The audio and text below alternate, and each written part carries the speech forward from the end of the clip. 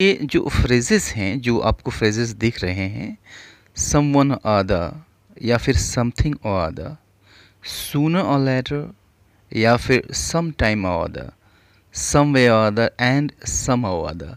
तो ये निश्चित रूप से आपके लिए यह जो वीडियो है और इनका जो यूज़ है आपका एवरीडे स्पोकन इंग्लिश में काफ़ी हेल्पफुल होने जा रहे हैं। तो आइए हम वीडियो को शुरू करते हैं बिना देरी के। एक एक को अच्छी तरह से देखेंगे कि इनका किस अर्थ में और कैसे यूज़ किया जाता है। So let us begin. सबसे पहले हम लेते हैं समवन अदर को। तो समवन अदर इसका अर्थ होता है कोई ना कोई। यह इंसान के लिए यूज़ किया जाता है, आदमी के लिए यूज़ किया जाता है। ये प्रोनाउन है, तो प्रोनाउन जो काम करता है वही काम ये भी करेगा, यानी सब्जेक्ट का काम कर सकता है, ऑब्जेक्ट का काम कर सकता है, कॉम्प्लीमेंट का काम कर सकता है। एग्जाम्पल से हम इसको अच्छी तरह से समझ लेते हैं। एग्जाम्पल लीजिए, समवन और other will get it, someone और अदर विल गेट इट, यानी कोई ना कोई इसे ले आएगा। तो अब देखिए यहाँ पर इसने सब्जेक्ट का काम किया, क्योंकि प्रोनाउन है तो सब्जेक्ट का काम करेगा। तो समवन और अदर विल गेट इट। एक दूसरा एग्जाम्पल देख लीजिए, there is someone other at the door, there is someone other at the door. अब यहाँ पर देखिए समवन अदर यहाँ भी सब्जेक्ट की तरह से आया है।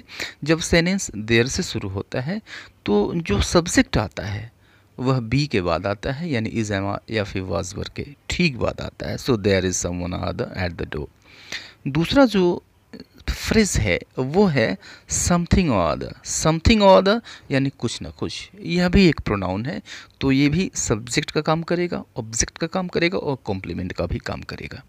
देखिए एग्जाम्पल्स से इसको अच्छी तरह समझिए। यू विल गेट समथिंग और other, you will get something और अदर यानी तुम्हें कुछ ना कुछ मिलेगा। एक और एग्जाम्पल देखिए, I will give you something और अदर, यानी मैं तुम्हें कुछ न कुछ दूंगा। तो कुछ न कुछ दोनों सेंटेंसेस में आए, इसके लिए हम यूज़ करते हैं समथिंग और अदर, कुछ ना कुछ। जो तीसरा फ्रेज है वो है सम टाइम और अदर। सम टाइम और अदर यानी कभी न कभी। अब इसके लिए एक फ्रेज आता है, एक ईडियम आता है, सूनर और लेटर। तो दोनों का मतलब एक ही है। आप सूनर और लेटर का यूज़ कीजिए या फिर सम टाइम अदर का यूज़ कीजिए, दोनों का मतलब एक ही है। और यह एडवर्ब ऑफ टाइम है, एडवर्ब ऑफ टाइम है, और यह प्रायः लास्ट में आता है सेंटेंस के। देखिए, कभी ना कभी तुम पछताओगे means you will regret sooner or later, you will regret sooner or later. एक और सेंटेंस देखते हैं, you will succeed sooner or later या फिर you will succeed some time other, यानी कभी ना कभी तुम सफल होगे। अगला जो फ्रेज है वो हमने लिया है, देखते हैं, समवेयर अदर, समवेयर अदर यानी कहीं ना कहीं। अब देखिए कहीं ना कहीं यह जगह बताता है, मीन्स एडवर्ब ऑफ प्लेस है, एडवर्ब की तरह से इस्तेमाल होगा और ये भी प्रायः सेंटेंस के लास्ट में यूज़ किया जाता है। देखिए, you will get to see him somewhere or other, you will get to see him somewhere or other, यानी कहीं न कहीं वह तुम्हें दिख जाएगा, यानी किसी जगह पे दिख जाएगा, यहाँ नहीं दिखेगा वहाँ दिख जाएगा, दिख ज़रूर जाएगा, कहीं न कहीं वह तुम्हें दिख जाएगा।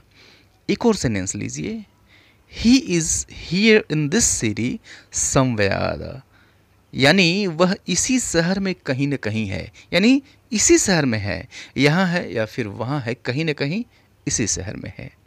लास्ट है सून समहाउ अदर, समहाउ अदर यानी किसी न किसी तरह से।